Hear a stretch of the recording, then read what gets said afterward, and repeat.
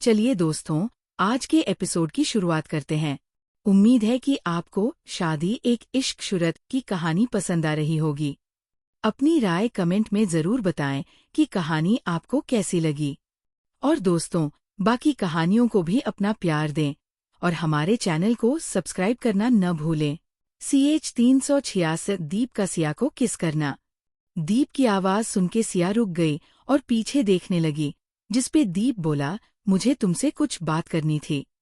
दीप के ऐसे बोलने पर सिया बबैसे ही अपना सर हाँ में हिला देती है, जिसे बोल रही हो कहिए।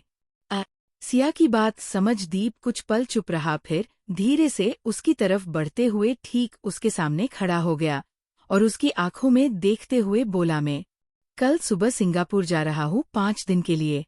दीप का इतना बोलना भर था कि सिया चौंक गई और दीप को देखने लगी, जिसपे दीप हमें सर हिला के बोला, मुझे शाम को पता चला कि मुझे सिंगापुर जाना है, ऑफिस के किसी काम से। वहाँ कैसे ना कैसे मुझे 5 या 6 दिन लग जाइए। दीप जैसे जैसे अपनी बात बोल रहा था, सिया के चेहरे पर उदासी छा रही थी, जिसे दीप भाई नोटिस कर रहा था। सुबह कितने बजे जाओगे आप? सिया धीरे पूछती है। सुबह 7 बजे, दीप बोला। दीप की बात सुन के सिया अपन सर हाँ में हिला के अब बिना कुछ कहे चुपचाप अपने कमरे में चली गई। वहीं उसके ऐसे जाने पर दीप को अच्छा नहीं लगा, लेकिन सिया के जाने के बाद वो अपना मन मार के अपने कमरे में चला गया। आगे अगली सुबह के करीब 6 बजे दीप अपने कमरे से रेडी होके बाहर आया और साथ में अपना अपना लगेज लेकर आया। उसकी शकल पर इस वक्त 12 बजे थे, क्योंकि उसे सिया जो बाय करने नहीं वाली थी। दीप हॉल में आके एक नज़र सिया के रूम की तरफ देखता है, जिसका डोर बंद था। एक बार उसे देखने जाओ क्या डॉट। दीप डोर देखते हुए खुद से बोला, नहीं नहीं, मैं उसके बारे में इतना क्यों सोच रहा हूँ, पता नहीं भी मैं भी क्या सोच रहा। आज कल काम है, अब क्या इसके चक्कर में अपने काम पर नहीं जाऊं। दीप खुद को समझते हुए बोला, लेकिन मैं ऐसे बिना मिले चला जाऊंगा तो कहीं उसे बुरा तो नहीं लगेगा। उसे ये फोन भी देना है, बाय चांस कोई प्रॉब्लम हुई तो मुझे कॉल तो कर लेगी। दीप अपने हाथ में पकड़े फोन को देखते हुए बोला। कुछ देर सोचने के बाद दीप ने डिसाइड किया कि पहले वो ब्रेकफास्ट बना लेता है, उसके बाद सिया को उठा देगा। इतना सोच के दीप किचन की तरफ बढ़ गया, लेकिन किचन में आते ही उसके कदम गेट पर रुक गए और फर्श पर बेट के लड्डू बना रही सिया को देखने लगा। तुम इस वक्त ये क्या कर रही हो? दीप किचन में आते हुए बोला। दीप की आवाज सुन के सिया अपना सर उठा के उसकी तरफ देखती है, जो अब ठीक उसके सामने खड़ा था। उठ गए आप? मैं आपके लिए लड्डू और कुछ नाश्ता बना रही थी। आप बाहर जा रहे हो तो जब भी आपको भूख लगेगी तो हर बार आप खाना नहीं खाओगे, इसलिए ये खा लेना, इनसे आपको बहुत ताकत मिलेगी। दीप को देख सिया स्माइल करते हुए बोली। सिया की बात सुन दीप उसके सामने रखे बर्तन में लड्डू को देखने लगा, फिर ऊपर स्लेब पर रख 2 डब्बों को। तुम कितने बजे की जाग रही हो? दीप पूछता है। दीप के पूछने पर सिया ने उसे बताया वो रात के 4 बजे की जाग रही है। सिया की बात सुन के दीप तो चौंक के उसकी तरफ देखने लगा, क्योंकि सिया उसके लिए 4 बजे जो जाग गई। वही सिया आखिरी लड्डू बना बना के उसे एक कटोरी में रख चम्मच डाल के दीप को देते हुए बोली, चक्कर बताई कैसे बने हैं, अगर कोई गड़बड़ होगी तो मैं दोपहर सुधार दूंगी। सिया के लहू देने पर दीप पहले उस लड्डू की देखता है, फिर सिया को देखकर बोला, ये किस चीज के लड्डू है? मैंने आज तक इन्हें खाना तो दूर देखा तक नहीं है। अब चौंकने की बार सिया की थी। वो चौंक के बोली, क्या आपने ये लड्डू नहीं खड़ी? ये तो ताकत का पहला सोर्स है, इन्हें मेवा का लड्डू बोलते हैं। मेवा का लड्डू? दीप कंफ्यूज होके बोला। हाँ, मेवा का लड्डू आपने कभी सुना नहीं? सिया पूछती है। सिया की बात सुन के दीप सिया के हाथ में पकड़ी कटोरी को देखना में सर हिलाते हुए बोला, में ये बनता किसे है? ये इसके लिए मैंने पहले मेवा ली, उसे घी में भुना, फिर उन्हें ठंडा होने के लिए रख दिया, फिर मैंने आटा लिया और उसे भी घी में भून लिया। आटा भुने के बाद मैंने सभी मेवा को हल्का हल्का कूटा और किशमिश को ऐसे डाल दिया। उसके बाद मैंने उन सभी को आटे में मिलाया, फिर मैंने उस मिश्रण में ढेर सारा घी मिला के ऐसे तैयार किया कि उसके लहू बनने लगे, ऐसे बनाए मैंने। सिया दीप के हाथों में लड्डू पकड़ते हुए बोली। सिया की रेसिपी सुनके दीप उसे देखने लगा। ढेर सारा घी। दीप मन में बोला, खाइए। सिया वापस बोली। सिया के वापस बोलने पर दीप हु करके उस लड्डू में से एक चम्मच लेकर पहले उसे स्मेल करता है, जिसमें से काफी अच्छी खुशबू आ रही थी। दीप अब ज्यादा ना सोचते हुए उस बाइट को खा लेता है। वो जैसे जैसे उस बाइट को खा रहा था, उसके चेहरे के एक्सप्रेशन बदल रहे थे। वही सिया दीप को गौर से देख रही थी कि दीप को लड्डू अच्छे लगेंगे कि नहीं। तभी दीप बोला, डिलीशियस, ये तो बहुत टेस्टी है। दीप दूसरी बाइट खाते हुए खुश होके बोला। दीप की बात सुनके सिया मुस्कुरा दी। वो दीप के सामने एक छोटा सा बॉक्स करते हुए बोली, इन्हें भी चाखिए। दीप उस डब्बे की तरफ देखता है जिसमें मटरी थी। एक मटरी। दीप खुश होके बोला, हाँ, जब भी आपको थोड़ी सी भी भूख लगे आप ये खा लेना। सिया बोली। सिया की बात सुनके दीप के होठों की स्माइल खिल गई और वो उनमें से थोड़ी सी मटरी लेता है। उसके बाद सिया वापस एक और बॉक्स उसकी तारीख बढ़ा के बोली, और ये आप जब खाना जब आपके पास खाने का कोई चुनाव ना हो। सिया के तीसरा डब्बा खोलने पर दीप उसे देखते हुए बोला, ड्राई फ्रूट्स। नहीं नहीं, ये तो मेवा है जिन्हें मैंने घी में तल दिया है और हल्का काला नमक डाला है ताकि इतना स्वाद बढ़ जाए, खाइए। सिया की बात सुनके दीप मुस्कराए और उनमें से भी थोड़े ड्राई फ्रूट ले लेता है। ये सब मैंने डब्बों में रख दिए हैं, आप इन्हें साथ ले जाइए, सिया बोली। सिया को खुद की इतनी फिक्र करते देख ना जाने क्यों, लेकिन एक पाल को दीप की आंखें नम हो गई। क्योंकि दीप सिर्फ 5 साल का था तब उसके डैड ने उसे हॉस्टल में डाल दिया था। वो सिर्फ दीप की फीस के उसके खर्चे के पैसे भेज दिया करते थे, कभी दीप से मिलने तक नहीं जाते हैं। दीप ने कभी अपनों का प्यार केयर कैसी होती है महसूस ही नहीं की थी। वो ज्यादातर अकेले पला बढ़ा है। स्कूल में उसकी दोस्तों अंश से हुई, उसके बाद जितना प्यार मिला उसे अंश की फैमिली और सुजाता जी से ही मिला। स्कूल के बाद वो बाहर चला गया और फिर से अकेला पड़ गया। उसके बाद आज उसे सिया में वो अपनापन दिखा। वही सिया सारे डब्बे एक तरफ रख के बोली, आपको और कुछ चाहिए? ओह! सिया के ऐसे पूछने पर दीप, जो अपनी सोच में घूम था, वो धीरे से अपना सर नामे हिला देता है, जिसपे सिया उसके डाइनिंग टेबल पर बैठने को बोलती है और किचन से एक ग्लास दूध लाके दीप को देती है। दीप दूध देख मुंह बना लेता है, लेकिन सिया वो कहाँ मानने वाली थी। आखिर में दीप को वो पूरा लड्डू मटरी और ड्राई फ्रूट्स के साथ दूध खत्म करना पड़ा। ये सब करते करते दीप को 6:30 बज गए। अब वो सिया को अपने पास बुलाते हुए उसके सामने फोन बढ़ा के बोला, ये तुम्हारे लिए, अगर कुछ जरूरत हो तो मुझे कॉल कर देना। मेरा नंबर पहले से इसमें सेव है। मेरे साथ अंश के आंटी जानवी भाभी और ज्योति का नंबर भी सेव है। अगर मैं यहाँ नहीं हुई और तुम्हें इन लोगों से मिलना हो तो कॉल करके घर बुला लेना, लेकिन अकेले कहीं मत जाना। और एक बात, मेरे जाने के बाद कोई भी घर की घंटी बजाए तो तुमने डोर बिल्कुल नहीं खोलना, फिर चाहे वो कोई भी हो, कोई भी मतलब कोई भी, अगर अंश या आंटी वगैरह हो तो पहले कॉल करके उनसे पूछना, उसके बाद ही गेट खोलना, ओके? दीप सिया को किसका बच्चे की तरह सारे इंट्रैक्शन समझा रहा थी। वही सिया भी उसकी बात ध्यान से सुन रही थी। अब पकड़ो, इसका चार्जर मेरे रूम है, तुम ले लेना। दीप सिया को फोन पकड़ाते हुए बोला। सिया अपने हाथ में आए आईफोन 15 प्रो को उलट पलट के देखने के बाद धीरे से बोली, लेकिन मुझे मोबाइल चलाना नहीं आता, तो फिर मैं इसे किसी को फोन कैसे लगाऊंगी? सिया की बात सुनके दीप को अपनी जिंदगी का दूसरा बड़ा झटका लगा, क्योंकि आज वो पहली बार सुन रहा था कि किसी को फोन चलाना नहीं आता। लेकिन फिर भी दीप सिया से कुछ कहे काहे बगैर उसके हाथ फोन लेकर, होला देखो, ऐसे इसे ऑन करते हैं, फिर ऐसे अनलॉक करते हैं, कांटेक्ट में गए तो ये देखो, ये रहे नंबर। ये सबसे पहले अंश का नंबर, फिर मेरा, और ये जानवी भाभी का, ये ज्योति का, ये आंटी का, ओके? दीप की बात सुनके सिया हमें सर हिला देती है। फिर दीप उसे एक एक करके उस फोन के सारे फीचर सिया को बताता है। सिया के साथ रहते रहते दीप इतना समझ गया था, सिया चीजों को बहुत जल्दी कैप्चर करती थी और उस चीज को समझ जाती थी, इसलिए उसे फोन के फीचर भी जल्दी समझ आ गए। और अगर तुमने कभी पैसे को जरूरत हो तो मेरे कबर्ड में लॉकर है, उसका पासवर्ड भी मैंने इस फोन में सेव कर दिया है। ये रहा दीप उसे पासवर्ड दिखाते हुए बोला, जैसा नंबर इसमें बना है तुमने सेम वैसे लॉकर पर दिखेगा, बस उन्हें दबाते हुए तुम आगे बढ़ाना।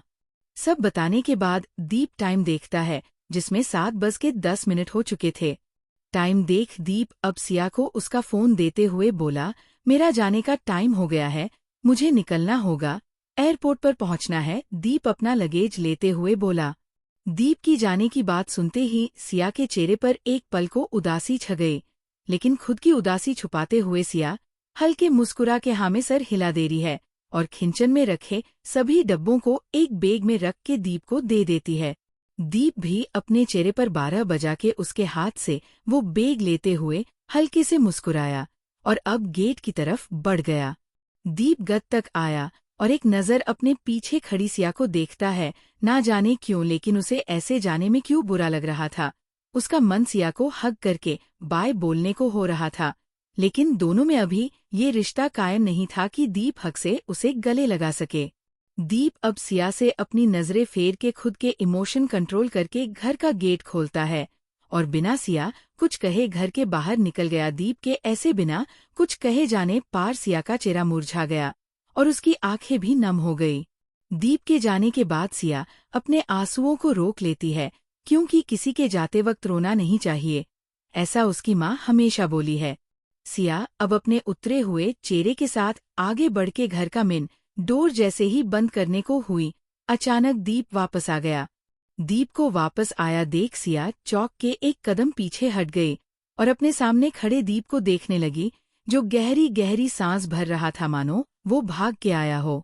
क्या हुआ? आप वापस आ गए, कुछ भूल गए क्या आप? सिया दीप से पूछती है। वही सिया के ऐसे पूछने पर दीप बिना उसके सवाल का जवाब दिए एकदम से आगे बढ़ा और सिया को हग करते हुए उसकी पीठ और कमर पर अपनी पकड़ कस देता है। दीप के अचानक ऐसे हग करने पर सिया अपनी जगह पर जड़ हो गई, साथ ही उसके हाथ हवा में रुक गए, क्योंकि दीप उस पे झुक के गले लगा के खड़ा था। सिया अभी दीप के अचानक ऐसे हग करने पर कुछ बोल पाती समझ पाती उसे पहले ही दीप बोल पड़ा, अपना ख्याल रखना, अगर कोई भी प्रॉब्लम हो तो मुझे वे झिझक कॉल करना, ओके।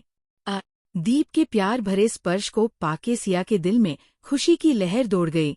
वो भी अब बिना ज्यादा सोचते हुए दीप की कमर पर अपने हाथ रख देती है और उसके सीने में अपना चेहरा छुपा के बस हाँ में सर हिला देती है। दीप भी उसके बालों को सहलाते हुए कुछ पल उसे अपनी बाहों में आगोश में लेकर खड़ा था।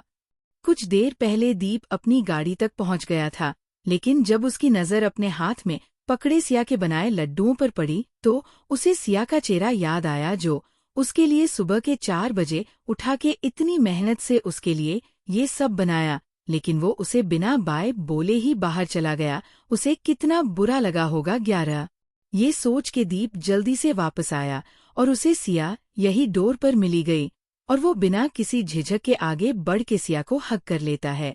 दीप सिया को हग करने के बाद उसे थोड़ा दूर हुआ और उसके चेहरे की तरफ देख प्यार से बोला, ज्यादा काम मत करना, बीमार पड़ जाओगी, फिलहाल मैं यहाँ तुम्हारा ख्याल रखने को नहीं रहूंगा। हाँ, लेकिन जब मैं वापस आऊंगा तो तुम बीमार पड़ सकती ही, तब मैं तुम्हारा ख्याल तक लूंगा। दीप के ऐसे बोलने पर सिया अपना सर उठा के दीप को देखती है, जिसपे दीप अब बिना किसी पाबंदी के आगे बढ़ के सिया के माथे पर एकदम से अपने होठों को रख उसे चूम लेता है।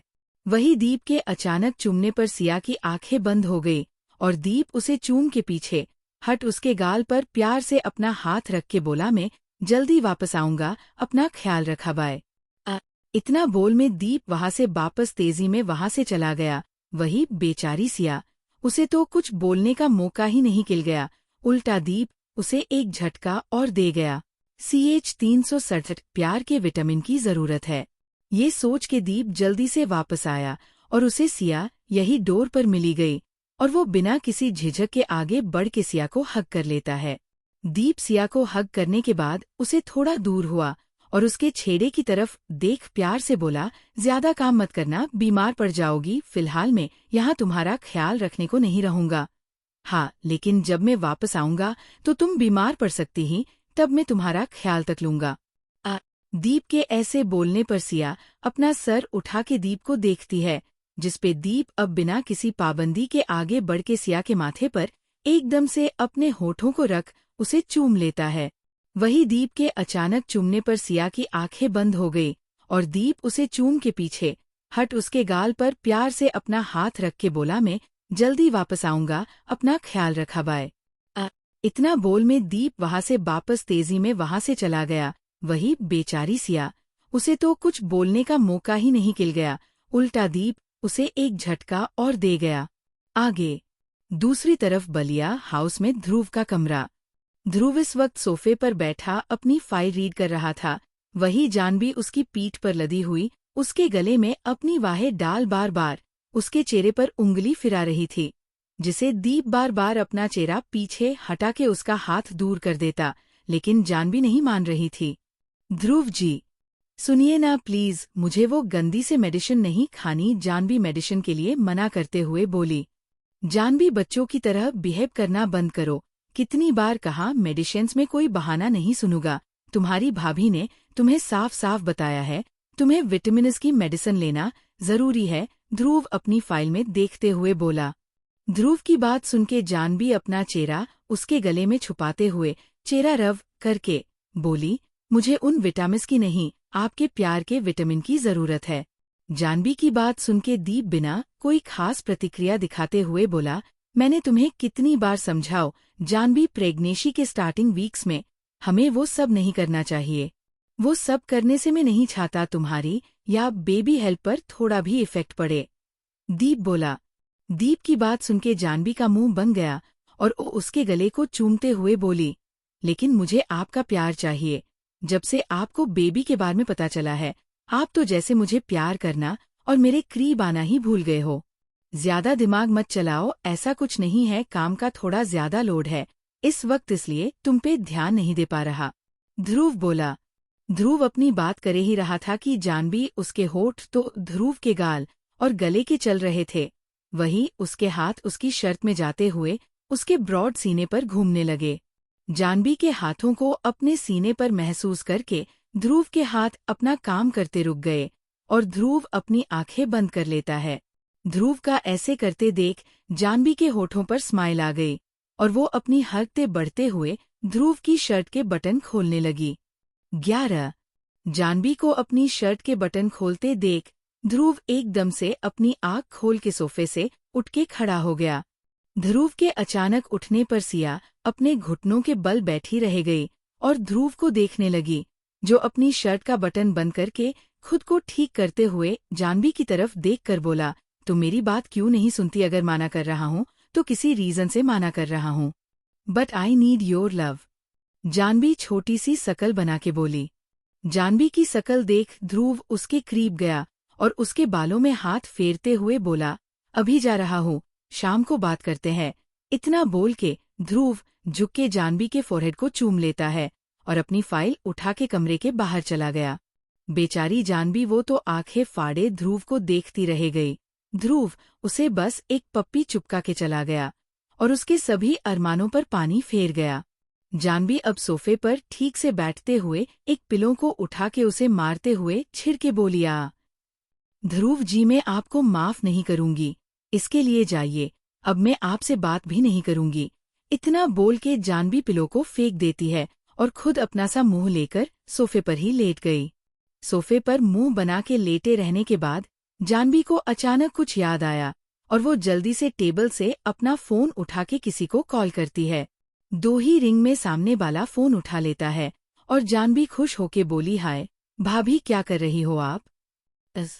क्या बात है, आज तो ननद जी बड़ी चहक के बात कर रही है, काम क्या है, सीधे सीधे पूछ लो। दूसरी तरफ से नेहा मजाक करते हुए बोली, क्या भाभी आप भी, आपको क्या अब मैं कभी ऐसे ही फोन नहीं लगा सकती? जानवी बोली, हाँ लगा सकती हो, लेकिन इस वक्त नहीं, क्योंकि तुम्हें मालूम है ये टाइम मेरा हॉस्पिटल का होता है, नेहा बोली। नेहा की बात सुनके जानवी हंस दी, जिसपे नेहा हंस के बोली, अब बताओ क्या काम है? डॉट वो भाभी, मुझे आप कुछ पूछना था। डॉट जानवी बोली, हाँ पूछो, क्या पूछना है? डॉट नेहा बोली, वो मुझे ये पूछना था कि स्टार्टिंग प्रेगनेंसी में हमें कितने दिनों तक वो सब नहीं करना चाहिए? जानवी बोली, जानवी के पूछने पर नेहा को हंसी तो बहुत जोर से आई, लेकिन वो खुद की हंसने से कंट्रोल करके जानवी के मजे लेते हुए बोली, वो सब नहीं करना चाहिए, क्या नहीं करना चाहिए काम। नेहा के ऐसे बोलने पर जानवी को लगा नेहा को उसकी बात समझ नहीं आई, जिसपे वो वापस बोली, नहीं भाभी वो सब ये क्या होता है। नेहा फिर से अनजान बनते हुए बोली, अरे वो करना मतलब जिसे करके बेबी आता है वो सब। जानवी वापस बोली, बेबी तो डिलीवरी करने पर आता है, तुम अभी से इसके बारे में क्यों पूछ रही हो। नेहा वापस बोली। नेहा की बात सुनके अब जानवी छिड़ने लगी और वो वापस बोली, भाभी यार आप बस मेरे मजे ले रही हो, मुझे सब पता है, आप सब समझ रही हो। जानवी के ऐसे बोलने पर नेहा हंस दी और हंसते हुए बोली, अब मैं कहा तुम्हारे मजे ले रही हूँ, मुझे क्या पता क्या करके तुम्हारा बेबी तुम्हारे टमी में आया और क्या करना चाहिए और क्या नहीं। इतना बोल के नेहा फिर हंस दी। नेहा के हंसने पर जानवी का मुंह बन गया, जिसपे नेहा हंसते हुए बोली, वैसे तुम्हें आज क्या याद आया कि प्रेग्नेंसी में वो सब करना चाहिए या नहीं पूछने की। नेहा के ऐसे पूछने पर जानवी कुछ पल चुप रही, फिर झूठ बोलते हुए बोली, आप जानते हो भाभी सभी मर्द एक जैसे होते हैं, ध्रुव जी तो मेरे पीछे पड़े हैं, कितनी बार मना कर चुकी है, प्रेगनेंसी में ये सब करना ठीक नहीं होता, लेकिन मानते ही नहीं, बस जिद पर अड़ जाते हैं, मुझे ही मालूम है, फिर इन्हें जैसे मना मोनू के खुद के करीब आने रोकती हूँ। चल झूठी।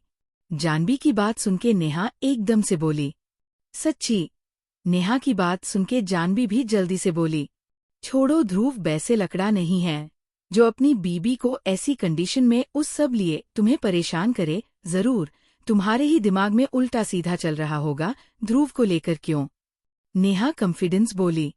नेहा की बात सुनके जानवी का मुंह बंद हो गया, जिसपे नेहा हंसते हुए बोली, मुझे तुमसे ज्यादा ध्रुव पर विश्वास है, वो ऐसी हरकतें करता ही नहीं होगा।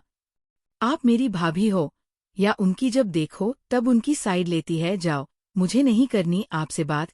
जानवी किसी बच्चे की तरह रूठते हुए बोली।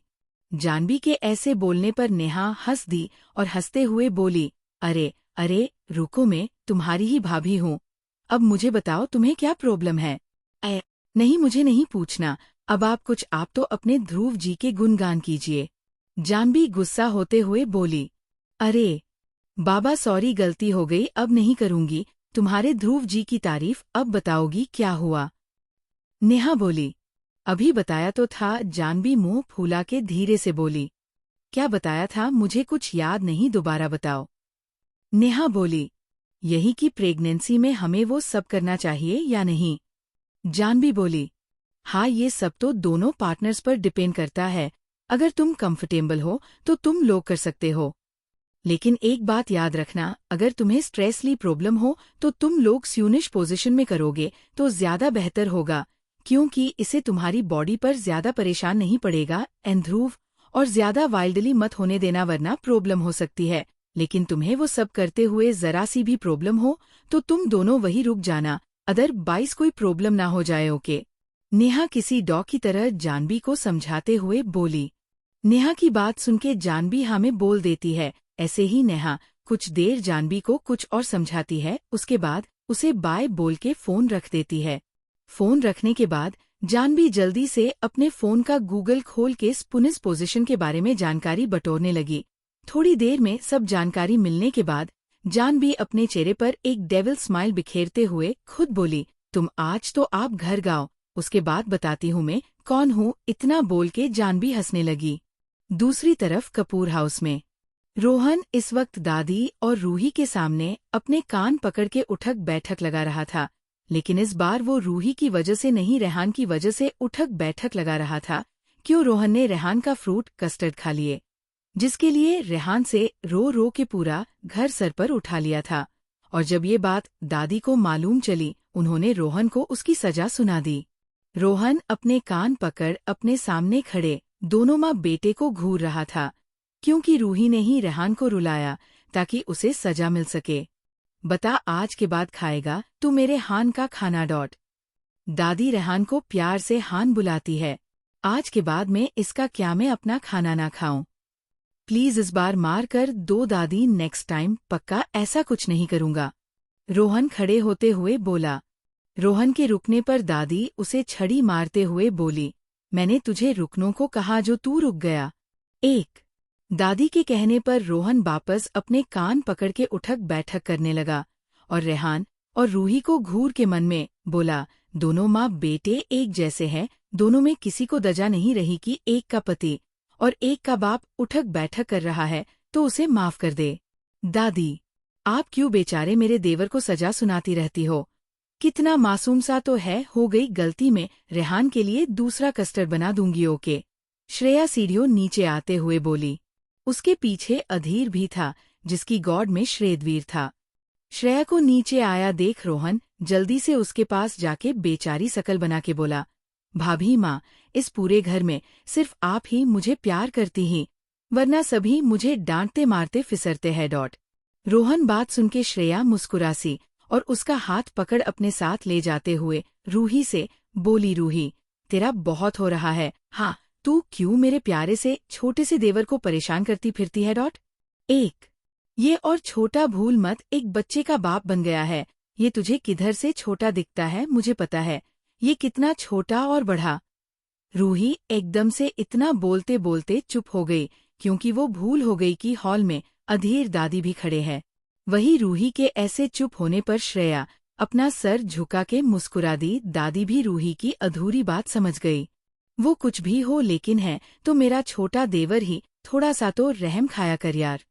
श्रेय वापस बोली, ये रहम खाने के लिए, ये तो मार खाने के लिए है। जब देखो तब फालतू की बकवास करता है और इसकी हड़कते तो तुम पूछो ही मत। रूही छिड़के बोली।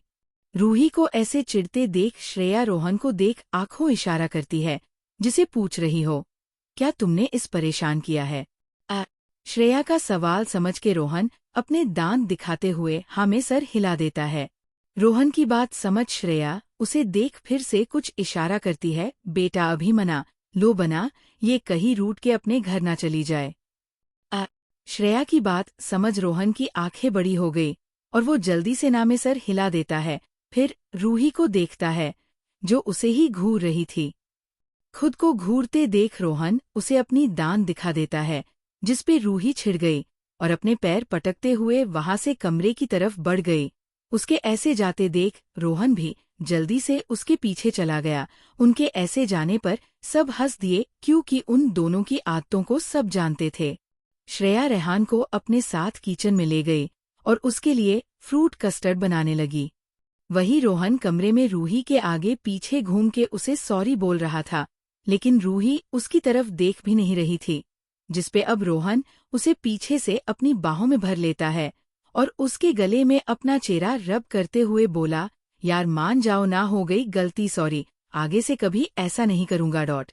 छोड़ो तुम मुझे अब तुमसे बात ही नहीं करनी। जब भी घर जाने की बात करती हूँ तुम हर बार ऐसा ही करते हो, मुझे नहीं करनी तुमसे बात। रूही गुस्सा होके बोली, तो चली जाओ ना, लेकिन सिर्फ एक दिन के लिए, और वैसे भी वहां जाके तुम्हें करना ही क्या है, अंकल आंटी से ही तो मिलना है पूरा दिन और पूरी रात मिल लेना, अगली सुबह में तुम्हें लेने आ जाऊंगा। रोहन बोला। रोहन की बात सुनके रूही उसे घूर के देखती है जिसपे रोहन आगे बढ़ के उसके होठों पर चूम लेता है। CH 368 ध्रुव और जानवी, जिसपे रूही छिड़ गई और अपने पैर पटकते हुए वहां से कमरे की तरफ बढ़ गई। उसके ऐसे जाते देख रोहन भी जल्दी से उसके पीछे चला गया। उनके ऐसे जाने पर सब हंस दिए क्योंकि उन दोनों की आदतों को सब जानते थे। श्रेया रेहान को अपने साथ किचन में ले गई और उसके लिए फ्रूट कस्टर्ड बनाने लगी। वही रोहन कमरे में रूही के आगे पीछे घूम के उसे सॉरी बोल रहा था, लेकिन रूही उसकी तरफ देख भी नहीं रही थी, जिसपे अब रोहन उसे पीछे से अपनी बाहों में भर लेता है और उसके गले में अपना चेहरा रब करते हुए बोला, यार मान जाओ ना, हो गई गलती, सॉरी, आगे से कभी ऐसा नहीं करूंगा। छोड़ो तुम मुझे अब तुमसे बात ही नहीं करनी। जब भी घर जाने की बात करती हूँ तुम हर बार ऐसा ही करते हो, मुझे नहीं करनी तुमसे बात। रूही गुस्सा होके बोली, तो चली जाओ ना, लेकिन सिर्फ एक दिन के लिए, और वैसे भी वहां जाके तुम्हें करना ही क्या है, अंकल आंटी से ही तो मिलना है पूरा दिन और पूरी रात मिल लेना, अगली सुबह में तुम्हें लेने आ जाऊंगा। रोहन बोला। रोहन की बात सुन के रूही उसे घूर के देखती है, जिसपे रोहन आगे बढ़ के उसके होठों पर चूम लेता है। आगे रोहन के ऐसे होठों को चूम पर रूही गुस्से में उसे घूरती है, जिसपे रोहन अब बार बार उसके होठों पर लाइट किस करने लगा। रोहन के बार बार ऐसे करने रूही अपना चेहरा फेर लेती है, उस वजह से रोहन के होठ उसके गालों पर चूमने लगे। रोहन, अब तुम मुझे गुस्सा दिला रहे हो। रूही रोहन को खुद से दूर करते हुए बोली। जान, तुम आज कल बात बात पर गुस्सा क्यों हो जाती हो? अब क्या मैं तुम्हें प्यार भी नहीं कर सकता? रोहन बेचारी शकल बना के बोला। नहीं, अब मुझे तुम्हारा प्यार नहीं, अपने मम्मा पापा का प्यार चाहिए। रूही उसकी तरफ से मुंह मोड़ते हुए बोली। यार, तुम क्या जिद लेकर बैठी हो? जाने की मना कर दिया ना। तुम सिर्फ एक दिन के लिए जाना है तो जा सकती हो, वरना कहीं नहीं जाना। इस बार रोहन भी थोड़ा रूड होके बोला। रोहन के ऐसे बोलने पर रूही की आंखें नम हो गई और वो एक नज़र रोहन को देख अब बिना कुछ कहे क्लोसेट में चली गई। वही उसके ऐसे जाने पर रोहन गुस्से में सोफे पर किक करते हुए बोला। रूही, मैंने कह दिया तुम नहीं जाओगी तो नहीं जाओगी, फाइनल। रोहन का इतना कहना भर था कि क्लोसेट का डोर थोड़ा सा खुला और रूही अपना सर बाहर निकाल के बोली। तुम में अगर हिम्मत है ना मुझे रोकने की तो रोक के दिखाओ। अब तुम में भी देखती हूँ तुम कैसे नहीं जाने दोगे। मैं बोल। रोहन अभी इतना ही पाया था, तब तक रूही ने क्लोसेट का डोर पटक के बंद कर दिया। वही उसके ऐसे करने पर रोहन बस गेट को घूर के रह गया। थोड़ी देर में रूही तैयार होके बाहर आई और अपने साथ एक लगेज भी लाई और अपना बैग बाहर लाते हुए रोहन को देखती है, जो सोफे पर बैठा फोन में घुसा था। वही रोहन डोर खुलने की आवाज सुन के रूही की तरफ देखता है, जो एक रेड पटियाली सूट पहने हाथ में अपना लगेज लेकर खड़ी थी। रूही की जाने की तैयार देख रोहन अपनी जगह उठ के बोला। मैंने कहा ना, तुम कहीं नहीं जाओगी।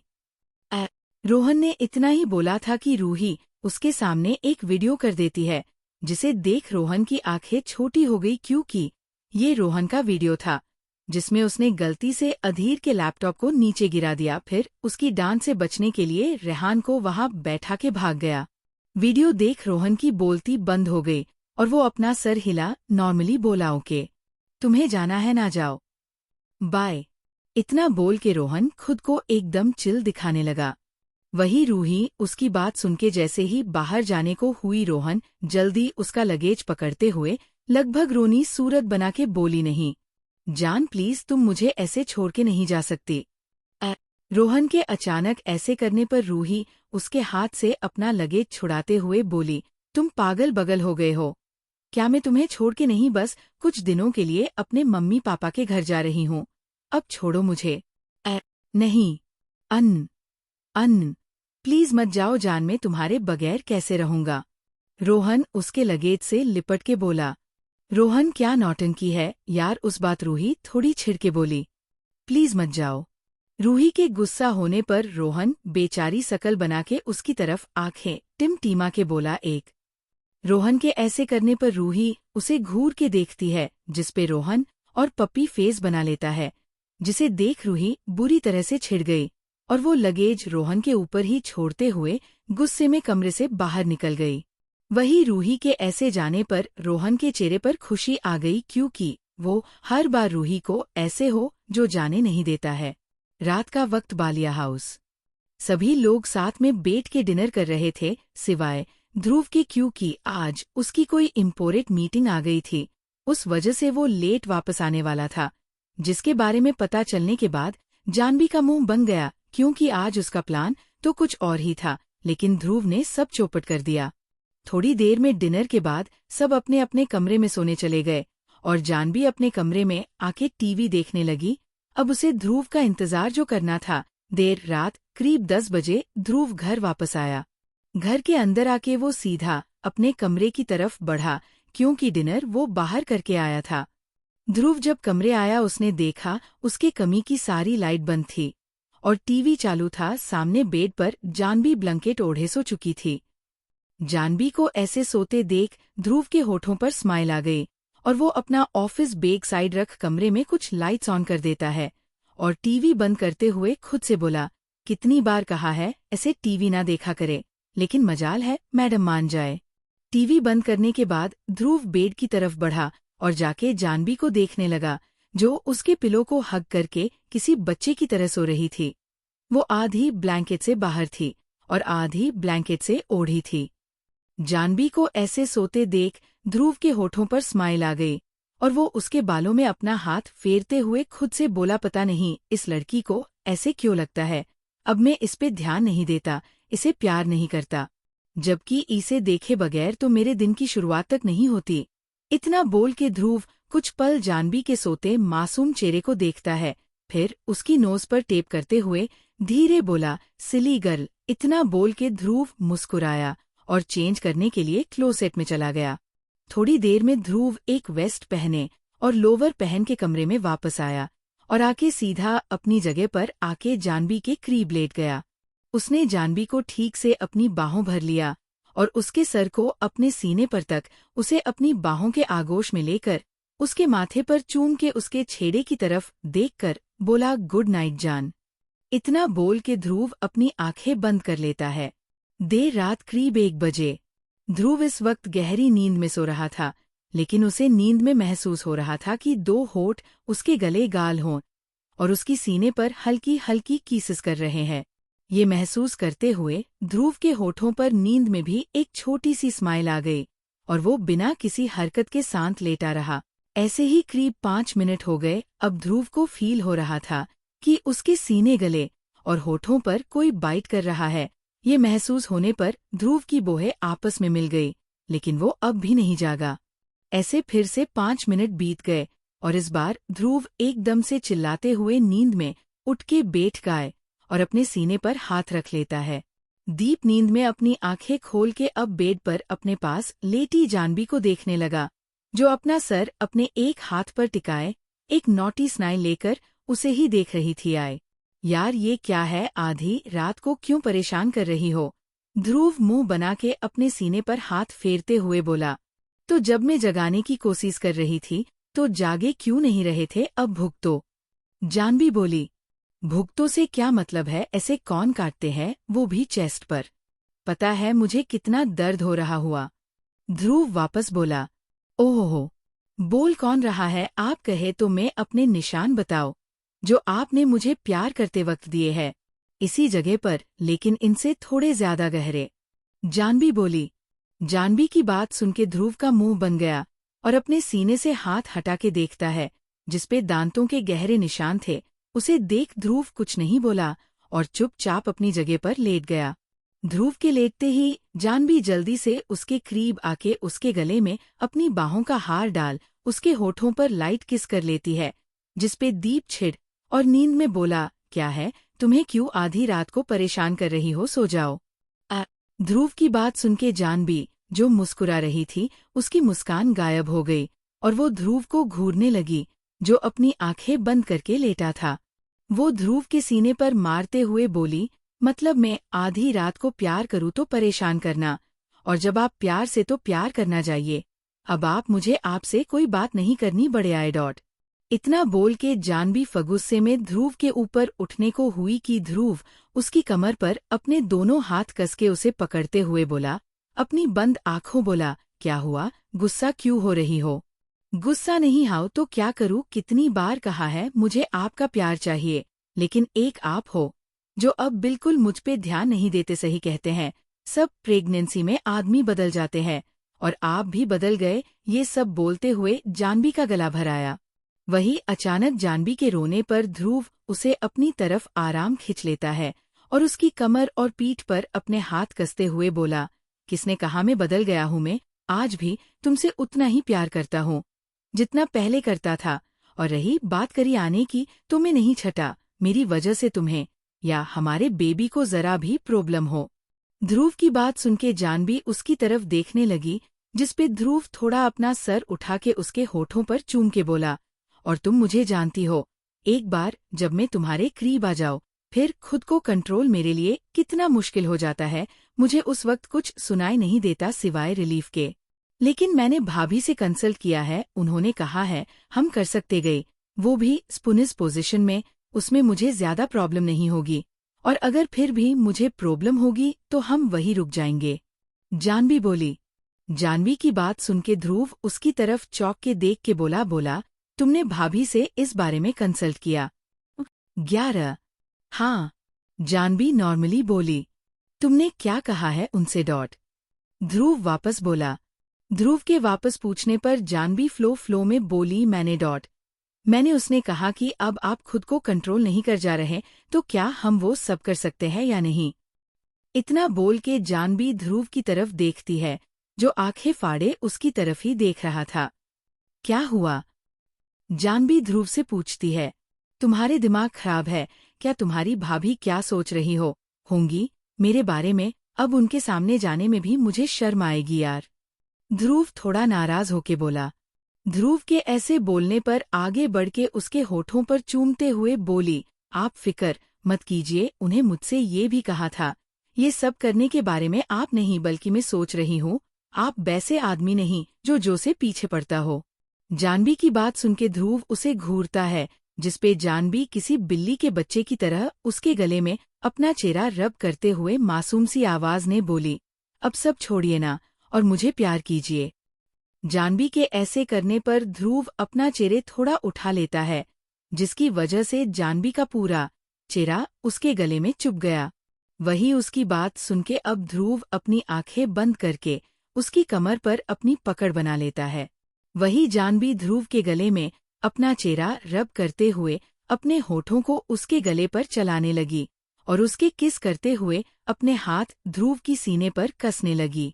जानवी ध्रुव के गले अपने होठों का रुख ऊपर की तरफ करते हुए ध्रुव के पूरे चेहरे को चूम लेती है और आखिर में उसके होठों से अपने होठों को जोड़ उसे किस करने लगी। 11। ध्रुव भी अपने हाथ उसकी कमर पर कसे उसकी किस में उसका साथ देते हुए उसकी कमर को सहलाते हुए किस कर रहा था। किस करते हुए जानवी अब पूरी तरह से ध्रुव के ऊपर लेट गई और उसके चेहरे पर अपने चेहरे से दबाव बनते हुए उसके होठों को पैशनेटली किस करने लगी। वो दोनों फ्रेंच किस करते कर रहे थे। वही ध्रुव एक हाथ अब आगे बढ़ के जानवी की नाइट की नोट खोल के उसके कपड़े के अंदर अपने हाथ ले गया और उसकी कमर और पेट पर अपने हाथ फेरने लगा। जानवी के हाथ ध्रुव के बालों में चलते थे और वो ध्रुव की टंग को अपने मुंह में लिए सक तो कभी लीक करते हुए उस पे बाइट कर रही थी, जिस वजह से ध्रुव और भी ज्यादा एक्साइटेड हो रहा था।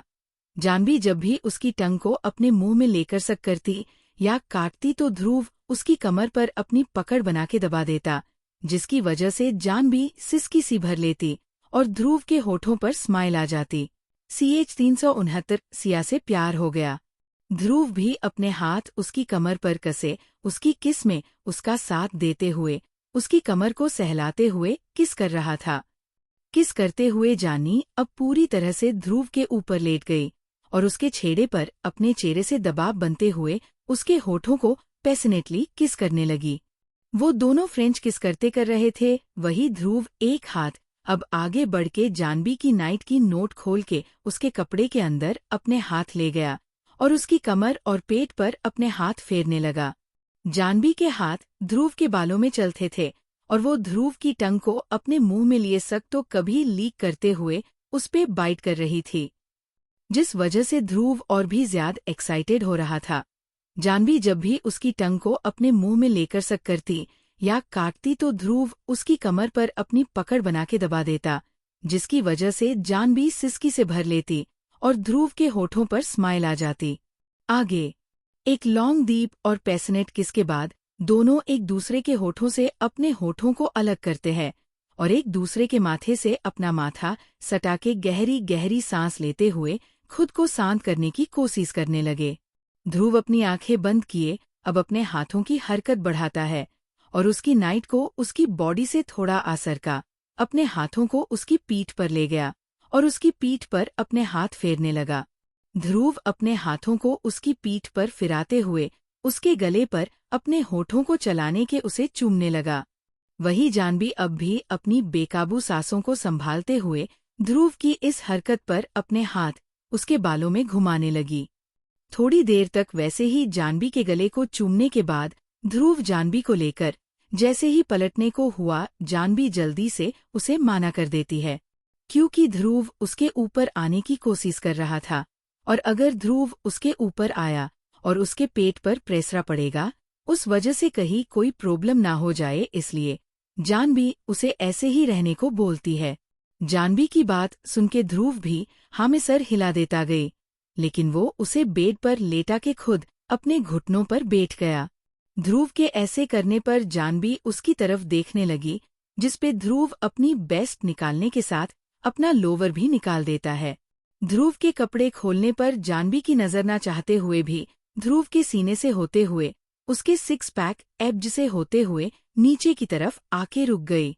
जानवी की नजर जैसे ही ध्रुव की बॉडी पर पड़ी, उसका चेहरा जलने और वो शर्मा के अपनी आंखें बंद कर झलके से मुस्कुरा दी। वही ध्रुव जानवी के ऐसे करने पर खुद मुस्कुरा दिया और वो आपने हाथ आगे बढ़ा के अब एक एक करके जानवी के सारे कपड़े निकाल के उन्हें बेड के नीचे गिरा देता है। ध्रुव जानवी के कपड़े निकालने के बाद उसके सामने बैठ के बहुत गौर से उसे देखने लगा। बकाई जानवी इन 2 सालों में काफी बड़ी हो चुकी थी, उसका शरीर एक लड़की से औरत जैसे बन चुका था। वही जानवी जब काफी देर तक ध्रुव की तरफ से कोई हरकत नहीं पाती, वो धीरे से अपनी आंखें खोल के सामने देखती है, जहां ध्रुव उसके पैरों के पास बैठ के उसे बहुत गौर से देख रहा था। ध्रुव को खुद की बॉडी ऐसे निहारते देख जानवी एक बार फिर शर्मा गई और वो अपना पैरों को क्रॉस करते बोली, ऐसे क्या देख रहे हो आप, जैसे आपने मुझे पहले कभी देखा ना हो। जानवी की बात सुनके के उसकी हरकत पर ध्रुव मुस्कुराया और आगे बढ़ के उसकी थाई पर किस करते हुए बोला, देखा तो मैंने तुम्हें गहराइयों से है, लेकिन क्या करूं, जब भी तुम्हारे करीब आके तुम्हें देखता हूं तो लगता है आज पहली बार तुम्हें देख रहा हूं। ध्रुव की बात सुनके जानवी के होठों पर हया की लाली आ गई और वो अपन चेहरा फेर मुस्कुरा दी। वही ध्रुव जानवी के पैरों को स्ट्रेट करते हुए उसे किस करते हुए बोला, इतना शर्मा क्यों रही हो, जैसे आज हम पहली बार एक दूसरे को देख रहे हैं। भूलो मत, अब हमारे प्यार की निशानी तुम्हारे टमी में है, जो हमारे उस तरह से प्यार करने से इस दुनिया में आने वाला है। ध्रुव की इस हरकत पर और उसकी बात सुनके जानवी का चेहरा और भी ज्यादा लाल पड़ गया। वही ध्रुव कुछ पल उसे किस करने के बाद उसके ऊपर न आते हुए उसके साइड में लेट गया और दोनों के ऊपर ब्लैंकेट डालते हुए जानवी को एक दूसरी तरफ घुमा के उसे पीछे से अपनी बाहों में भर लेता है। जानवी वो तो ध्रुव की काट पुतली की तरह जैसे जैसे वो कर रहा था वैसे बनते जा रही थी। ध्रुव उसकी पीठ अपने सीने से लगा के अपने एक हाथ से उसकी कमर पकड़ थोड़ा पीछे खींच लेता है, जिस वजह से जानवी की कमर बिल्कुल ध्रुव की कमर से सट गई। ध्रुव की कमर खुद की कमर टच होने पर जानवी अपनी आंखें बंद करके पिलो पर अपनी पकड़ बना लेती है और आने वाले पल का इंतजार करने लगी। वही ध्रुव उसे ठीक से उसकी कमर से होल्ड करके उसके कान के पास अपने होठों को लेकर आया और उसके ईयर लोब को अपने दांतों ऐसे काटते हुए धीरे से फुसफुआया, जान तुम रेडी हो। ध्रुव के ऐसे काटने पर जानवी हल्के से अपना कान दबा लेती है और उसकी बात का हूं में जवाब देती है। जानवी की हाँ सुनके ध्रुव उसके गले में अपना होठों चलाने लगा और धीरे धीरे जानवी की पकड़ पिलो पर कसती है, साथ ही उसने दर्द से अपनी आंखें बंद कर ली। थोड़ी उसी तरह रुकने के बाद ध्रुव धीरे से जानवी को पूरी तरह से अपनी बाहों की कैद में लेते हुए उसके कान के पास अपने होठों को ले गया और प्यार से पूछता है, तुम ठीक हो। ध्रुव के ऐसे पूछने पर जानवी अपना सर हाँ में हिला देती है और अपने हाथों को ध्रुव के हाथों पर रख अपनी आंखें धीरे से खोल अपना सर घुमा के पीछे ध्रुव की तरफ देखती है, जो फिक्र से उसकी तरफ देख रहा था। जानवी ध्रुव के चेहरे पर आई फिक्र देख मुस्कुराई और अपना चेहरा उठा के उसके होठों पर लाइट किस करते हुए बोली, आई लव यू। जानवी के ऐसा करने पर ध्रुव मुस्कुराया और वो भी उसके होठों पर किस करते हुए प्यार बोल, आई लव यू टू जान। इतना बोल के ध्रुव वापस उसके होठों पर अपने होठों से कब्जा कर लेता है और अपनी कमर मुब करते हुए धीरे धीरे जानवी को प्यार करने लगा।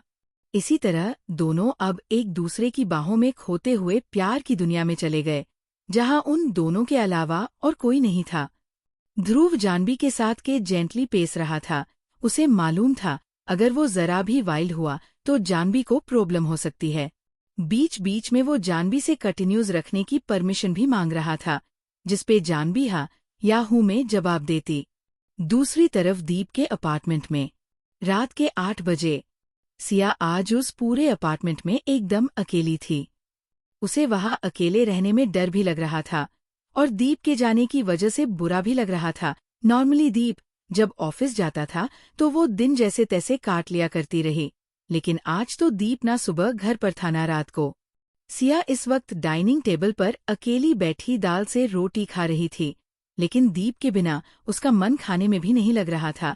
वो थोड़ा बहुत खाना खा के बर्तन साफ करके अपने कमरे में चली गई। वो जब कमरे में आई, उसकी नज़र टेबल पर रख फोन पर पड़ी फोन को देख सिया को याद आया दीप ने उसे कहा था वो उसे कभी भी फोन लगा सकती है। इतना सोच के सिया जल्दी से आगे बढ़ गई और फोन को अपने हाथों में लेकर बेड पर बैठ गई। उसने जैसे जैसे दीप उसे बता के गया था वैसे किया और दीप का नंबर निकाल लिया। उसने नंबर तो निकाल लिया, लेकिन अब उसकी हिम्मत दीप को फोन लगाने की नहीं हो रही थी कि वो फोन लगाएगी तो दीप से कहेगी क्या। ये सोच सिया का चेहरा उतर गया। सिया काफी देर तक दीप के नंबर को देखती है और सोचती है फोन लगाओ या नहीं, और आखिर में उसने डिसाइड किया कि वो फोन नहीं लगाएगी, क्योंकि दीप वहां अपने काम के लिए गया हो, सुबह से वो थक गया होगा। ये सोच के सिया अपना मन मार के बेड पर लेट गई। सिया को ज्यादा फोन चलाना नहीं आता था, इसलिए वो फोन को भी साइड में रख के खुद कपड़े बदलने चली गई। थोड़ी देर में सिया जब कपड़े बदल के बाहर आई, उसने देखा टेबल पर रखा फोन लगातार बजे जा रहा था। वो आगे आके फोन देखती है और फोन की स्क्रीन पर फ्लैश हो रहे नाम को देख सिया के छेड़े पर खुशी की लहर दौड़ गई। सिया अभी फोन उठा के जैसे ही फोन आंसर करने वाली थी, फोन अपने आप काट के बंद हो गया। फोन को करते देख सिया का फिर से मुंह उतर गया। सिया अभी कुछ कर पाती उसे पहले फोन एक बार फिर बजने लगा और इस बार सिया बिना देरी के फोन उठा के जैसे ही अपने कान पर लगती है। दूसरी तरफ से दीप गुस्से में भड़कते हुए बोला कहा थी, तुम तब से कितनी बार कॉल कर चुका हो, फोन क्यों नहीं उठा रही थी। ओह! दीप के अचानक गुस्से भरी आवाज सुन के सिया, जिसका चेहरा खिला था, वो मुरझा गया और वो अपना सर झुका के दीप की डांट खाने लगी। कुछ पूछ रहा हूँ, तुमसे कहा थी, इतनी देर फोन क्यों नहीं उठा रही थी। सिया की तरफ से आवाज आते ना सुन दीप वापस बोला, वो कपड़े बदल रही थी और मोबाइल बाहर था, इसलिए नहीं उठा पाया, माफ कर दीजिए। सिया धीरे से बोली। सिया की बात सुन के दीप एक गहरी सांस छोड़ के खुद को शांत करता है। पता नहीं क्यों, लेकिन सिया के फोन ना उठाने पर दीप को बेचारी सी हो गई कि कहीं सिया को कुछ हो तो नहीं गया, उस वजह एल्स वो फोन नहीं उठा रही। उसके दिमाग में थोड़े उल्टे पुल्टे ख्याल आने लगे, जिसकी वजह से वो सिया पर भड़क गया। खुद को शांत करके दीप अब निर्मित होके बोला, देखो सिया, तुम वहां अकेली हो तो प्लीज अपना फोन अपने पास रखा करो, मैं चाहे जब कॉल करूं तुम्हें एक बार में फोन उठाना होगा, ओके। दीप की बात सुन के सिया बोल देती है, तुमने खाना खा लिया।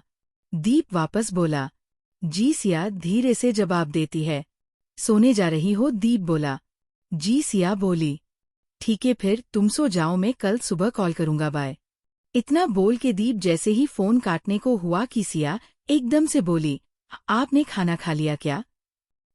हाँ, बस खाने जा रहा था तो सोचा तुमसे पूछ लूं तुम क्या कर रही होगी। सिया की बात सुन के दीप बोला।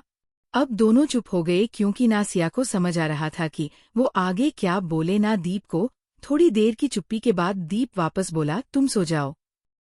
दीप की बात सुन के सिया धीरे हम में जवाब देती है। सिया की तरफ से हाँ सुन के दीप कुछ पल बैसे ही रहा, फिर बाय बोल के बिना कुछ कहे फोन रख देता है।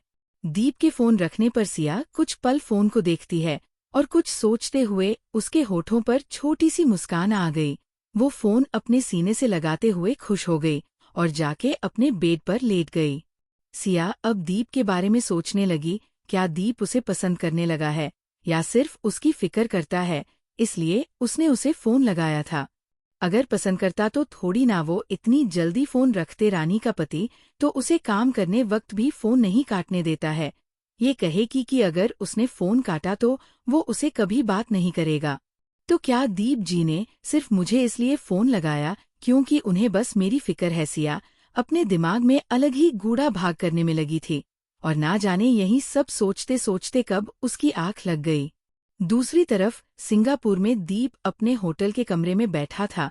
उसके एक हाथ में शराब का ग्लास था और दूसरे में उसकी फाइल। वो उन्हें देख जरूर रहा था, क्लीन। उसके दिमाग में सिर्फ सिया घूम रही थी। फाइल को देखते हुए ना जाने क्यों, लेकिन उसमें उसे सिया दिखने लगी, जिसे देख उसके होठों पर स्माइल आ गई। लेकिन अचानक अपनी की हरकत को याद करके दीप फाइल बंद करके अपने एक हाथ से अपना सर पकड़ के बोला, ये मुझे क्या हो रहा है? मैं क्यों उसकी तरफ इतना अट्रैक्ट हो रहा हूँ? क्यों उसके बारे सारा दिन सोचता रहा और अपने काम पर ध्यान नहीं दे पा रहा? क्यों? दीप अभी अपना सर पकड़ के बैठा ही था कि उसे अंश की बात याद आई। बेटा, तू उसे चाहे जितना भाग गए, लेकिन इस दिन ये दिल उसके लिए धड़केगा ना। तू उसे रोक नहीं पाएगा। तू खुद को सिया के करीब जाने से रोक सकता है, लेकिन अपने इस दिल को उसे प्यार करने से कैसे रोकेगा? मेरी बात मान। कुछ नहीं रखा इस नाराजगी में। आखिर में हमें उनसे प्यार हो जाता है और हम वही करते हैं जो नॉर्मल कपल करते हैं। जितनी जल्दी इस बात को समझ जाएगा, तेरी गाड़ी पटरी पर आ जाएगी। अंश की बातें याद करके दीप सामने देखते हुए खुद बोला, इसका क्या मतलब? समझे में क्या मुझे सिया से प्यार हो गया? इतना सोचते हुए दीप कुछ पल चुप रहा, फिर अपना सर झटक के बोला, कुछ भी इतनी जल्दी? भला कोई किसी से प्यार कैसे कर सकता है? मैं तो ज्यादा उसके करीब भी नहीं रहता। ऐसा बिल्कुल नहीं है। हाँ, दीप खुद को समझाते हुए बोला और अपनी ड्रिंक खत्म कर देता है। CH 370 दीप की वापसी। मैं क्यों उसकी तरफ इतना अट्रैक्ट हो रहा हूँ?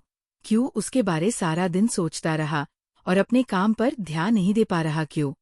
दीप अभी अपना सर पकड़ के बैठा ही था कि उसे अंश की बात याद आई। बेटा, तू उसे चाहे जितना भाग गए, लेकिन इस दिन ये दिल उसके लिए धड़केगा ना। तू उसे रोक नहीं पाएगा। तू खुद को सिया के करीब जाने से रोक सकता है, लेकिन अपने इस दिल को उसे प्यार करने से कैसे रोकेगा? मेरी बात मान। कुछ नहीं रखा इस नाराजगी में। आखिर में हमें उनसे प्यार हो जाता है और हम वही करते हैं जो नॉर्मल कपल करते हैं। जितनी जल्दी इस बात को समझ जाएगा, तेरी गाड़ी पटरी पर आ जाएगी। अंश की बातें याद करके दीप सामने देखते हुए खुद बोला, इसका क्या मतलब? समझे में क्या मुझे सिया से प्यार हो गया? इतना सोचते हुए दीप कुछ पल चुप रहा, फिर अपना सर झटक के बोला, कुछ भी इतनी जल्दी? भला कोई किसी से प्यार कैसे कर सकता है? मैं तो ज्यादा उसके करीब ही नहीं रहता। ऐसा बिल्कुल नहीं है। हाँ, दीप खुद को समझाते हुए बोला और अपनी ड्रिंक खत्म कर देता है।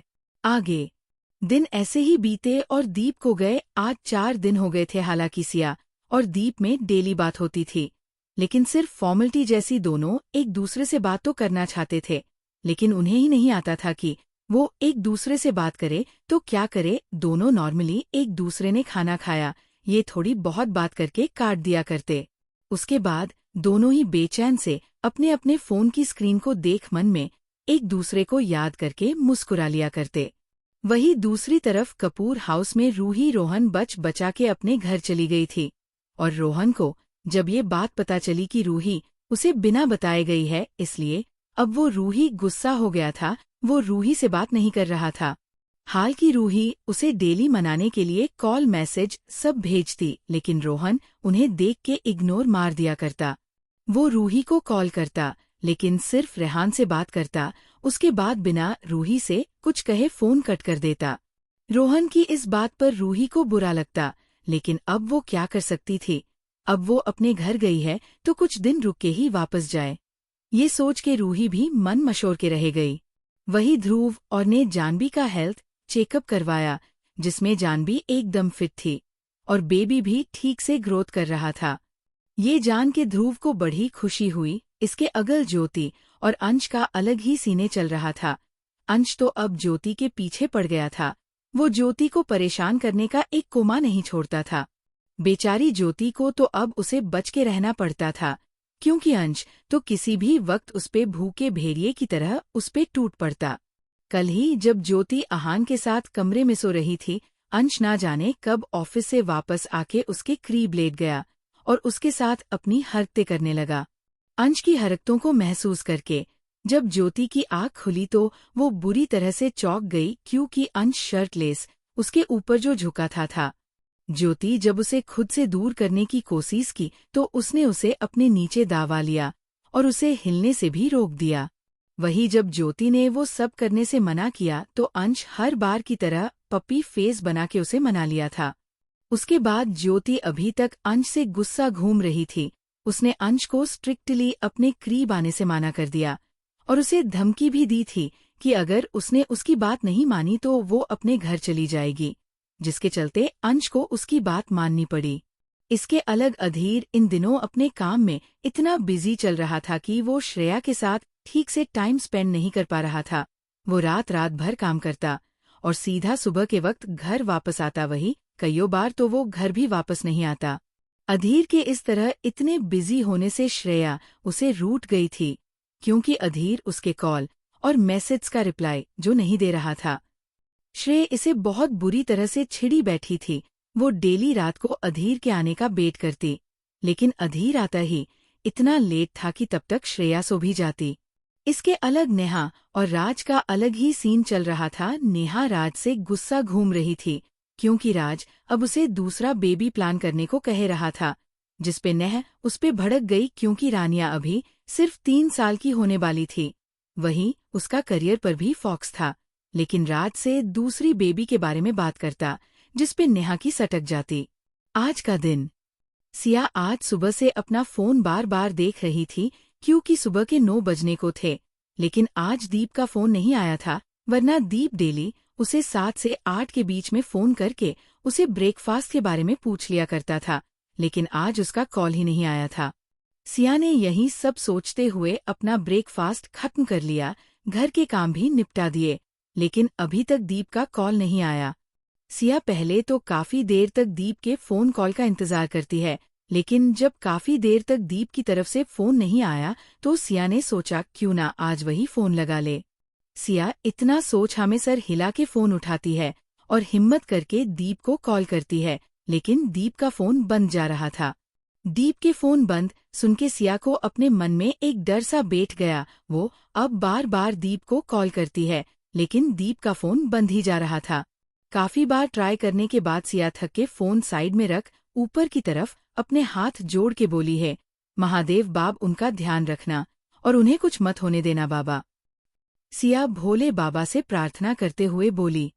सिया अभी अपने हाथ जोड़े खड़ी थी कि अचानक उसके घर की डोर बेल बजी। डोर बेल बजने पर सिया अपना सर घुमा के डोर की तरफ देखती है, क्योंकि दीप जिस दिन से गया था उस दिन से आज उसके घर की डोर बेल बजी थी, इसलिए वो थोड़ा डर भी गई थी। क्योंकि दीप इस वक्त घर नहीं था और उसने उसे साफ साफ गेट खोलने से मना किया था, इसलिए सिया को डर लगा, क्योंकि डोर बेल लगातार बजे जा रही थी। सिया अभी डोर को देख ही रही थी कि अचानक डोर बेल बाजना बंद हो गई। डोर बेल बंद होने पर सिया थोड़ी राहत की सांस लेती गई और टेबल के पास जाकर पानी के ग्लास उठा के पानी पीने लगी। सिया अभी पानी पी ही रही थी कि उसे पता नहीं क्यों ये फील हुआ कि कोई उसके पीछे खड़ा होके उसे ही देख रहा था। ये महसूस होते हुए एक पाल को सिया के गले पानी नहीं उतर रहा था। वो डरते हुए धीरे से अपना सर घुमा के पीछे देखती है और पीछे खड़े इंसान को देख सिया की आंखें बड़ी हो गई और उसके मुंह का पानी पूरा फुबारे के साथ सामने खड़े इंसान मुंह पर जाके पड़ा। वही सिया पानी उल्लाने के बाद एकदम से बोली, आप वापस कब आए और घर के अंदर कैसे लें? लेकिन आप तो 2 दिन बाद आने वाले थे फिराज। सिया के सामने थोड़ा झुका के खड़ा था दीप, जो मुस्कुराते हुए उसे ही देख रहा था। उसने सोचा था कि वो सिया को सरप्राइज देगा तो सिया खुशी के मारे उसे गले से लगा लगी, लेकिन यहाँ तो उसका स्वागत कुछ अलग ही ढंग हुआ था। दीप अपनी आंखें बंद किए अब सीधा होके खड़ा हो गया और अपने एक हाथ से अपने मुंह का पानी साफ करते हुए बोला, थोड़े नाराज स्वर में बोला, लगता है मुझे देख के तुम्हें खुशी नहीं हुई जभी तो मेरा स्वागत ऐसे किया जा रहा है, नहीं। दीप की बात सुनके सिया को याद आया, उसके मुंह का सारा पानी दीप के चेहरे पर उड़ गया था।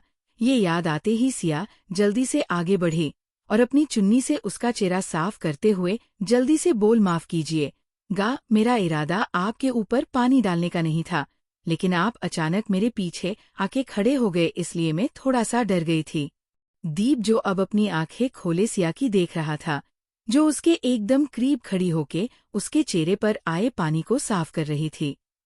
सिया का चेहरा इस वक्त बहुत क्यूट लग रहा था, क्योंकि उसके चेहरे पर अफसोस था। दीप जो उसके चेहरे की तरफ देख रहा था, सिया के मासूम चेहरे में खोते हुए दीप के हाथ अपने आप उसकी कमर पर जा रखे। सिया जो दीप का चेहरा साफ करने में बिजी थी, दीप के हाथ अपनी कमर पर महसूस करके वो अपना सर उठा के दीप की तरफ देखती है, जो उसकी तरफ बहुत इंटेंस नजरी से देख रहा था। दीप के छेड़े की तरफ देखते हुए सिया कुछ पल में अपना चेहरा झुका लेती है, क्योंकि वो दीप की नजरों की तापसी बर्दाश्त नहीं कर पा रही थी। सिया के सर झुकने पर दीप कुछ सेंकर सिया के झुके सर को देखता है, और कुछ पल उसे देखने के बाद दीप अपना एक हाथ उसकी कमर से हटा के उसकी चिन पकड़ उसका चेहरा वापस अपनी तरफ उठाता है। दीप के ऐसे चेहरा उठाने पर जानवी भी धीरे अपना चेहरा दीप की तरफ कर देती है, लेकिन उसकी नजरें अभी तक झुकी थी। सिया का चेहरा अपने सामने देख दीप की नजरें सिया के चेहरे होते हुए उसके होठों पर जाके रुक गई। सुर्ख लाल लिपस्टिक से सने सिया के होठ दीप को अपनी तरफ इनवाइट कर रहे थे। दीप उन्हें देख अपना स्लाइवा गटकते हुए अब अपने एक हाथ से जो सिया की कमर पर कस हुआ था, उस पे अपनी पकड़ बना के सिया को अपनी तरफ खिंच लेता है और उसे बिल्कुल खुद से सटा लेता है। दीप के अचानक ऐसे खींचने पर सिया के हाथ दीप के सीने पर आके रुक गए और वो अपनी नजरें उठा के दीप की तरफ देखने लगी, जो अपनी आंखें बंद किए उसके चेहरे की तरफ झुकते हुए अपने होठों से सिया होठों को छूने की कोशिश करने लगा। दीप को ऐसे अपनी तरफ बढ़ते देख सिया की धड़कन अचानक तेज हो गई और इसी के साथ सिया के हाथों की उंगलियों की पकड़ उसके सीने पर कसने लगी रही। 11 वही दीप अपनी आंखें बंद किए सिया की तरफ झुके जा रहा था, वही सिया अपना सर पीछे ले जा रही थी। इस वक्त दीप के चेहरे पर कोई एक्सप्रेशन नहीं था, उसके सिर्फ हल्के होठ खुले थे कि वो सिर्फ सिया को किस करने के इंटेंशन से उसकी तरफ झुक रहा था। वही दीप को अपनी तरफ ऐसे बढ़ते देख सिया अपना स्लाइवा गटकते हुए दीप को ही देख रही थी, जो आज किस लेने के पूरी फिक्र। दीप सिया के चेहरे के एकदम करीब अपने चेहरा के गया और जैसे ही अपने और उसके होठों को दूरी को खत्म कर पाता, उसे पहले अचानक सिया उसकी पकड़ से सकड़ के उसे थोड़ा दूर हो गई। वही दीप जो सिया को किस करने ही वाला था, सिया के अचानक दूर होने पर वो धीरे से अपनी आंखें खोल के सामने सिया को देखता है, जो अपना सर झुकाए खुद थी। सिया को देख अभी दीप कुछ बोल पाता उसे पहले ही सिया अपना सर झुकाए हकला के बोली, वो आज वो सोमवार में मेरा उपवास आप ऐसे नहीं कर कसते। सिया की आधी अधूरी बात सुनके दीप कंफ्यूज्ड होके उसे देखने लगा। दीप बोला, हाँ, आप मुझे पुच्ची नहीं कर सकते। सिया बोली, पुच्ची? दीप सिया की बात सुनके कंफ्यूज्ड होके के बोला, हाँ पुच्ची, आज मेरा भोले बाबा का उपवास है, तो आप मुझे पुच्ची नहीं कर सकते। सिया अपन सर झुका के अब धीरे से बोली। इस बार कहीं जाके दीप को सिया की बात समझ गई। अहन यू मीन आज तुम्हारा व्रत है, इसलिए मैं तुम्हें अभी किस नहीं कर सकता? दीप सिया को देखकर बोला। सिया को दीप की घंटा बात समझ नहीं आई, लेकिन फिर भी वो सब हाँ में सर हिला देती है। सिया की बात सुनके दीप अभी कुछ बोलता उसे पहले सिया एकदम से अपने कमरे में भाग गई। उसके ऐसे भाग के जाने पर दीप तो बस उसे जाते देखता रह गया। फिर कुछ सोच के उसके होठों पर स्माइल आ गई। सच कहा था अंश ने, जब बीबियों के करीब जाओ और वो शर्मा के भागती है तो बहुत प्यारी लगती है। इतना बोल के दीप एक बार फिर सिया के बंद कमरे को देख मुस्कुराया और सोफे पर लेट गया। सोफे पर लेटते ही दीप को सिया को झूठा पानी ग्लास दिखा, जिसपे सिया की लिपस्टिक के निशान साफ साफ बने थे।